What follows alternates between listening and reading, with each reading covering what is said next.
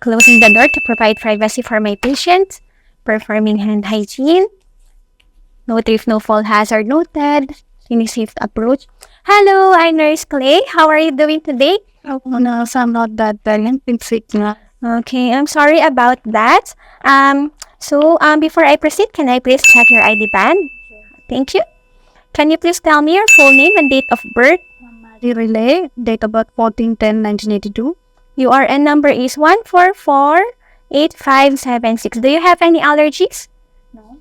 Okay. So I am here because I have to get your vital signs. This will help us monitor your condition and manage it. And in this procedure, I will be touching parts of your body as well as ask you some questions. Would that be all right? Okay. So before that, in the last 30 minutes, did you have any coffee, smoke, strenuous activity, or took any kind of medication? No, I took my coffee maybe 2 hours ago. Okay, so that's good. Do you have any arm preference? I would like my BP on the right hand. Right hand. Okay. So let me just wash my hands. Okay. Can I please check your right hand? Okay. Okay. Oh, I'm sorry, Marie. I think this is your AVF, which is your fistula that you use for dialysis, right? I'm sorry, it is restricted for any kind of vital signs. Okay. So would it be all right if I use this site? Yes. Okay. Let me just assess it. Is it okay? Okay. Okay. So do you have any surgeries there? No. I don't see any rashes and no bruises. Happy to use the site. So do you have any ear preference? My left ear.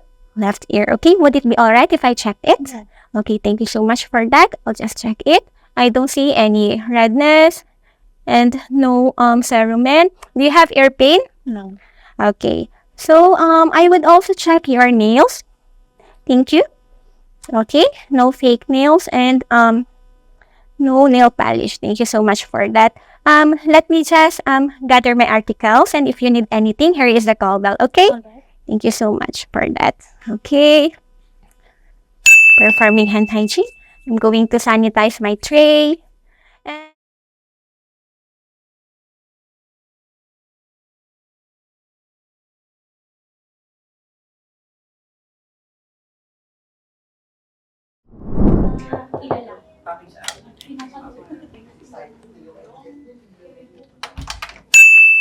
Performing hand hygiene. The patient is on standard precaution, no need for PPE.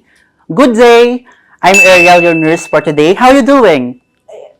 I don't know. It's painful. My knee is very painful. Can you help Oh, me, please? I'm really sorry that you have pain right now. However, I just want to confirm your identity. I will just grab your document here. Can you please state your full name? Helen. Helen Cooper. Helen Cooper, okay? Can I grab your hand? I just want to see your ID bond. Sure. Okay. How about the date of your birth? I guess it's October 19 something. It's really painful. Can you just Okay, check I'm it, really my- sorry that you have pains. October 14, 1984. Yeah. Okay. Okay. MR number Please hurry up. 458875. It's okay. So everything matches. Okay.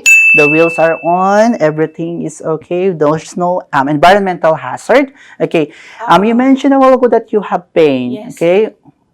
May I see where is the pain located? Sure. Here in my post-surgery. Okay. So, Please is be it okay careful. to open Yeah, this one? Please be careful. Okay, I'm really sorry that you really have this kind Wow, of it's really pain. painful. Yes, Please. Helen, this is from your post-surgery, I think so. However, I just want to do a quick assessment for a better treatment for this, okay? Can you please tell me what is the reason or what did you do prior having this pain? I tried to go to the toilet, so I moved. I used this leg, okay? So when I came back, it's really painful. Oh, really, I'm really sorry. That's well noted. Okay, can you please describe me the quality of pain? Is it sharp, throbbing?